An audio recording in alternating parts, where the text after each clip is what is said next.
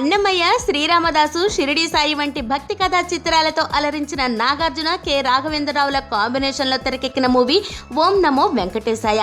ఈ మూవీ ఈ రోజు అంటే ఫిబ్రవరి 10న రిలీజ్ అయింది. ఈ మూవీలో వెంకటేశ్వర స్వామి భక్తుడు హదీరాం బాబాగా నటించిన నాగ్ సినిమా భక్తుడిగా సినిమా ప్రేక్షక దేవుళ్ల ముందుకు వచ్చాడు. మరి ప్రేక్షక దేవుళ్ల ఆశీస్సులు ఈ భక్తుడికి ఎలాంటి ఫలితాలనిచ్చాయో చూద్దాం. Devotional క్యారెక్టర్స్కి Nag always కింగే. ఇక డివోషనల్ మూవీస్ చేయడంలో మాస్టర్ డైరెక్టర్ కె రాఘవేంద్రరావు. ఈ ఇద్దరి కాంబినేషన్లో మూవీ అంటే super hit guarantee. Annamayya, Sri Ramadasu, Shirdi Sai చిత్రాల తర్వాత వచ్చిన మూవీ కావడంతో ఈ మూవీపై ఆడియన్స్కి హై ఎక్స్పెక్టేషన్స్ ఉన్నాయి. ఈ మూవీలో నాగార్జున వెంకటేశ్వర స్వామి భక్తుడు హదీరాం బాబాగా పర్ఫార్మెన్స్తో అదరగొట్టాడు. ఈ క్యారెక్టర్లో నాగ్ చాలా కూల్గా, సింప్లీ లుక్లో కనిపిస్తూ పర్ఫెక్ట్గా మ్యాచ్ అయ్యాడు. ఈ రోల్తో డివోషనల్ రోల్స్కి నాగ్ తప్ప మరెవ్వరూ సూట్ అవ్వరని ప్రూవ్ చేశాడు.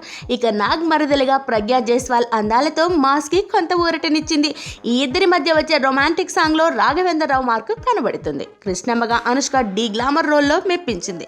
ఇక వెంకటేశ్వర స్వామిగా సౌరభ్ రాజ్ జైన్, పద్మావతిగా విమలారామన్, జగపతి బాబు, రావు రమేష్ తదితరులు పాత్రలకి తగ్గట్టు న్యాయం చేశారు. ప్లస్ పాయింట్స్ విషయానికి వస్తే నాగార్జున పర్ఫార్మెన్స్, సౌరభ్ రాజ్ జైన్, అనుష్కల నటన, సినిమాటోగ్రఫీ, ఎంఎం కీరవాణి సంగీతం, సాంగ్స్, పాత క్లాసిక్ సినిమా అనుభూతిని కలిగించేలా దర్శకుడు మలిచిన తీరు, జగపతి బాబు సపోర్టింగ్ క్యారెక్టర్, ఓవరాల్గా హదీరాం బాబా జీవిత చరిత్రని అద్భుతంగా మలిచాడు రాఘవేంద్రరావు.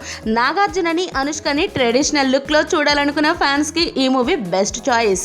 సినిమాలో భక్తుడిగా వెంకటేశ్వర స్వామిని మెప్పించాడు.